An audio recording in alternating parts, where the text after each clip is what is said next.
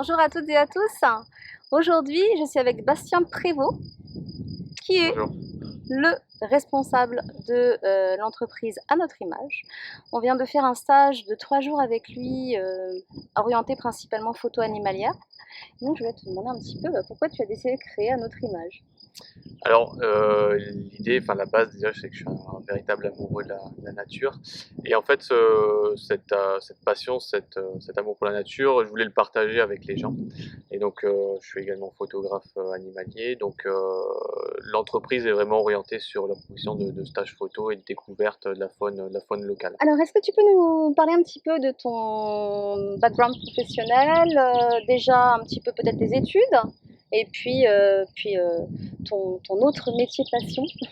Ouais, bah alors j'ai toujours baigné dans un peu une éducation, liée à la nature, donc forcément mes études se sont orientées là-dessus, et plus particulièrement les milieux aquatiques en fait, les cours d'eau, les lacs, tout ça, ça m'a toujours intéressé.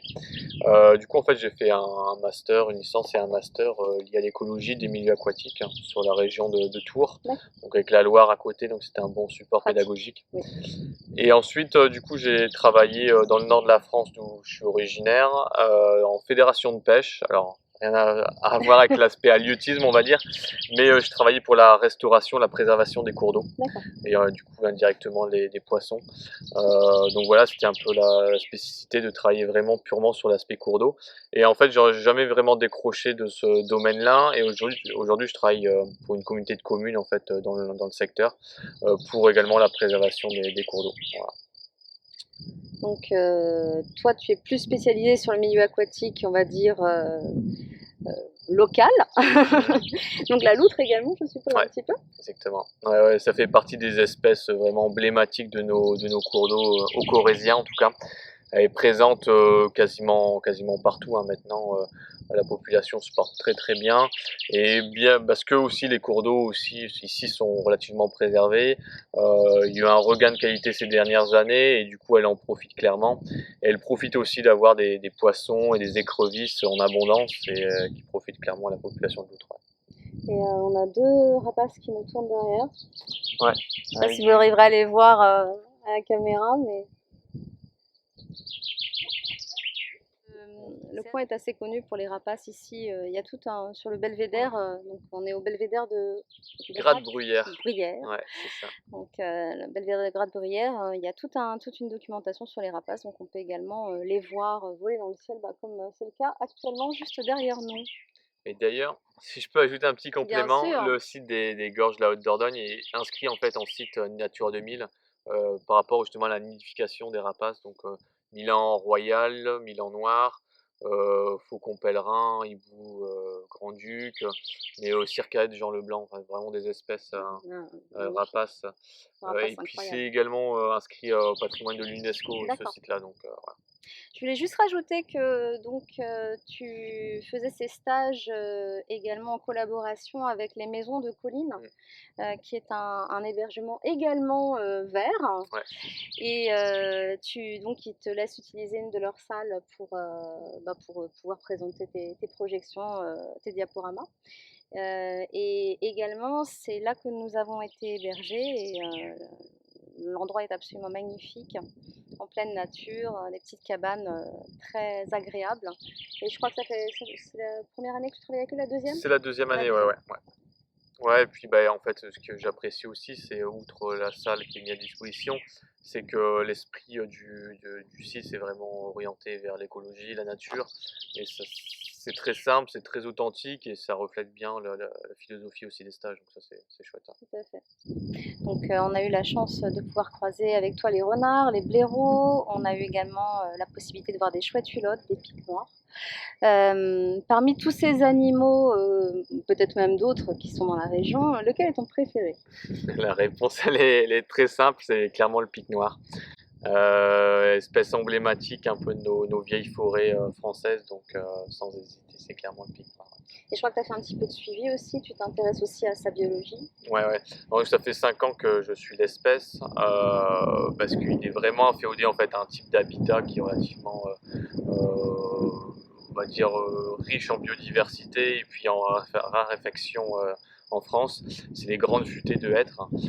Du coup, en fait, je suis à la fois amoureux de l'espèce, mais surtout amoureux de son habitat. Et donc, ça fait 5 ans que je suis le pic noir. Donc, on a plusieurs projets en lien avec l'espèce. Donc, je dis on parce que Camille, ma conjointe, est aussi dans le projet.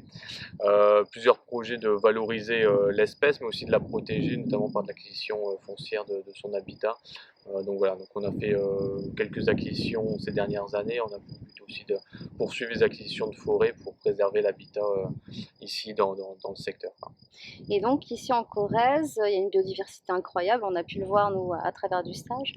Euh, Qu'est-ce que tu as envie de faire découvrir à tes stagiaires dans cette biodiversité et la beauté de la Corrèze?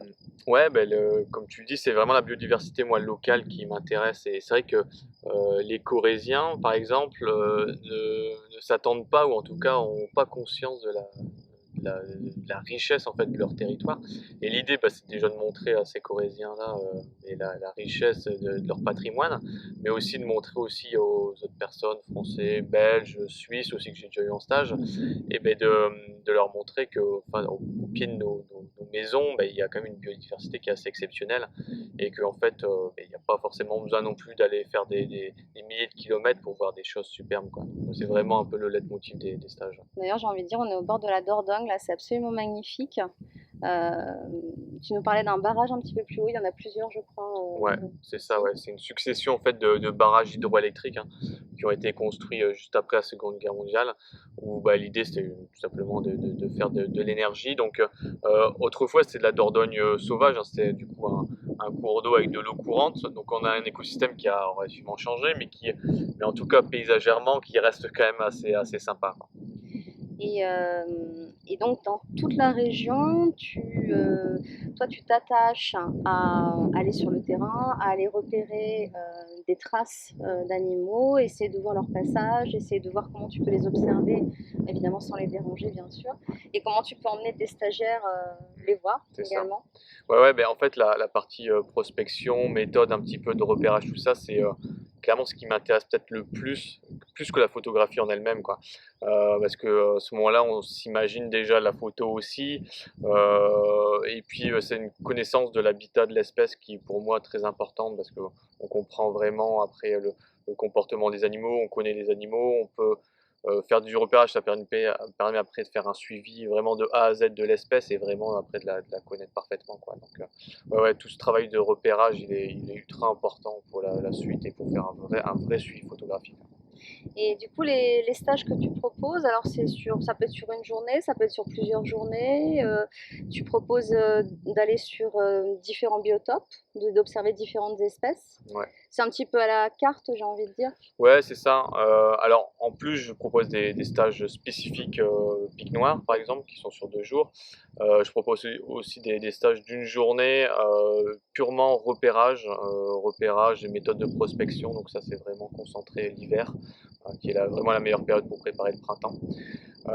Et puis oui, en effet, l'idée c'est ben, voilà, ici on a plusieurs types d'habitats, on a vraiment de la belle forêt de feuillus, on a beaucoup de prairies, des jolis cours d'eau aussi, donc forcément on a des espèces très différentes d'un habitat à un autre. Et l'idée ben, c'est voilà, de faire découvrir des différentes espèces, suivant aussi le besoin, l'envie des gens et le niveau aussi des stagiaires, mais voilà, j'ai tout type de demandes et c'est ce qui est agréable et riche aussi dans les stages, quoi.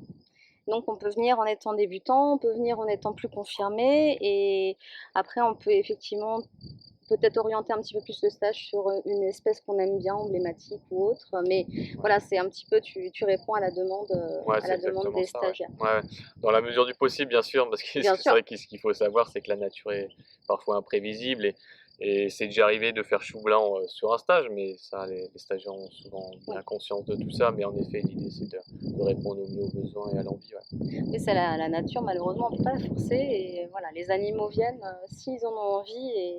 Et justement, le fait de les observer sans les déranger, ça c'est aussi extrêmement important et très intéressant parce qu'on peut observer leur comportement naturel, vraiment de manière tout à fait adéquate. Et ça, c'est intéressant parce que tu nous apprends à le faire. Et moi, c'est vraiment ce que j'ai apprécié, c'est comment les approcher le mieux possible sans les déranger, comment les observer sans les déranger, quelle attitude avoir. Et ça, j'ai trouvé ça vraiment extrêmement intéressant. Et moi, c'est ce qui m'a le plus apporté dans ce stage. Et c'est aussi tout ce que tu nous as appris sur le repérage, comment préparer effectivement ces affûts. J'ai vraiment trouvé ça passionnant. Et je vous encourage vraiment à le faire si ça vous intéresse et si vous voulez commencer à faire des affûts aussi dans votre région. Voilà, vous avez vraiment des très bonnes bases pour commencer. Et c'est très intéressant. Et ce que j'ai apprécié aussi, c'est que le matin, tu nous fais un petit briefing avec des présentations sur la biologie de l'animal, sur l'espèce, les meilleurs moments pour commencer les observations. Donc ça, c'est vraiment intéressant et c'est quelque chose qui te tient à cœur de partager tes connaissances. Ouais, bien sûr. Ben, l'idée, c'est surtout aussi que le stagiaire, l'issue du stage, ait vraiment déjà des bonnes connaissances sur comment on peut réitérer ce suivi photographique chez soi, quoi. Alors forcément, suivant l'endroit où on habite, c'est plus ou moins possible de le faire sur certaines espèces, mais sur des espèces communes, comme par exemple la chouette hulotte, même le pic noir dans certaines régions, au final, quand on a ces bases-là, après, il est relativement simple, si on s'en donne les moyens, de le trouver et puis de réaliser après les photos aussi chez soi, quoi. Et donc c'est vraiment l'idée aussi de ces stages-là, ouais. Et donc toi, tu fais de la photographie animalière depuis combien de temps maintenant? Alors la photographie en soi, parce qu'à la base, j'ai commencé par de la photo pour, en fait déterminer les oiseaux, donc avec une longue focale, mais c'était purement à but, on va dire, naturaliste. Hem, mais vraiment la photographie, recherchée un peu plus poussée, ça fait 5 ans quoi, D'accord. grosso modo, ouais. Donc on t'a vu en exposition à Montier-en-Der l'année dernière. Tu fais quelques expositions dans l'année, je crois pas trop parce Mmh. qu'effectivement c'est difficile à gérer les expositions aussi. Et après, on peut acheter aussi tes tirages, je suppose, via ton site. On mettra le site évidemment à la fin de l'interview. Et est-ce qu'il y a une photo en particulier que tu aimes plus que les autres et que tu as une petite histoire à nous raconter derrière cette photo? Ouais, il y en a quand même deux trois qui me qui me viennent à l'esprit, mais si je dois en choisir une, je dirais, en fait un blaireau qui est en silhouette, sur la cime d'un terrier. Alors pourquoi cette photo? Parce que techniquement elle était compliquée et il m'a fallu beaucoup d'affûts pour arriver en fait à avoir entre guillemets «l'alignement des planètes», Mm. c'est-à-dire le blaireau sur un promontoire avec un coucher, enfin pas un coucher de soleil, mais en tout cas des conditions de lumière particulières et ça retranscrit bien l'aspect, on va dire, les caractères nocturnes de l'espèce. Et puis il y avait également un petit liseré de ronces qui épousait très bien la morphologie du blaireau, donc ça c'est chouette et en plus l'espèce aussi en elle-même est vraiment sympathique, donc on les a vus ensemble, On a eu la chance de les voir, oui. donc c'est vraiment sympa, mais l'espèce est vraiment très curieuse, très joueuse, etc. Donc elle est vraiment attachante, ouais. C'est un animal que je connaissais absolument pas et j'ai découvert et vraiment il gagne à être connu, le blaireau. Ouais. Les blaireautins également gagnent à être connus. C'est clair. Je voulais également savoir si tu as des images que tu as très envie de faire, des images de rêve, des images qui sont dans ta tête. Évidemment, c'est difficile et ça met du temps à les mettre en place, hein. Je pense que tu te donnes les moyens de le faire, mais quelle serait l'image rêvée pour toi aujourd'hui? Il y en a beaucoup hein, que j'ai en tête. Après, c'est suivant aussi la saison, hein. Je change vite d'idée aussi, parce que certaines ne sont pas réalisables non Oui, plus. Mais c'est vrai qu'on a la chance d'habiter un territoire, on a du vieux bâti, en fait, des bâtiments, des vieilles granges qui sont un peu à l'abandon. Et j'ai toujours en tête de faire des belles photos de chouettes effraies ah dans oui, ces bâtiments-là. Donc voilà, donc j'ai quelques sites repérés. J'attends que la saison avance un peu plus, mais juin, juillet, quand les jeunes seront un peu plus grands et que les nourrissages des adultes seront un peu plus intenses, ça sera la période de tenter ça et voilà, l'avenir nous le dira. et pour ceux qui seraient intéressés pour venir en stage avec toi, j'ai envie de dire la meilleure période, on pourrait dire que c'est avril-mai, Ouais, mais même fin mai, début fin mai, juin, début mais juin. jusque-là, c'est Voilà, le pour top les du top, hein. naissances, pour C'est la ça. vie qui se développe. Et puis juillet-août, ça peut être intéressant également. Alors, ouais, c'est pas la meilleure période. Pour être D'accord. franc, c'est pas la même meilleure période parce que, souvent les jeunes sont émancipés. On fait que de l'affût, vous l'avez vu et dans les chaleurs qu'il peut y avoir en juillet-août, Oui, c'est très compliqué d'accord. et les lumières sont un peu plus dures également. Donc juillet-août, c'est pas vraiment pas l'idéal, pour être honnête, hein, mais ce qu'il y a de mieux, c'est clairement avril, mai, juin et également septembre-octobre où, Septembre-octobre, oui, il y a des le retour voilà, il y a des automne. très belles lumières, de l'humidité aussi qui revient, donc un contraste, lumière, humidité qui est toujours sympa à travailler. Ouais. Et puis quand on voit les paysages ici, on se dit qu'effectivement en Ouais. automne ça va être absolument magnifique. Eh bien, merci beaucoup Bastien. Et voilà, donc on va vous mettre toutes les coordonnées pour que vous puissiez le contacter à la fin de l'interview. Merci d'avoir suivi cette interview et je vous souhaite une belle journée. Au revoir.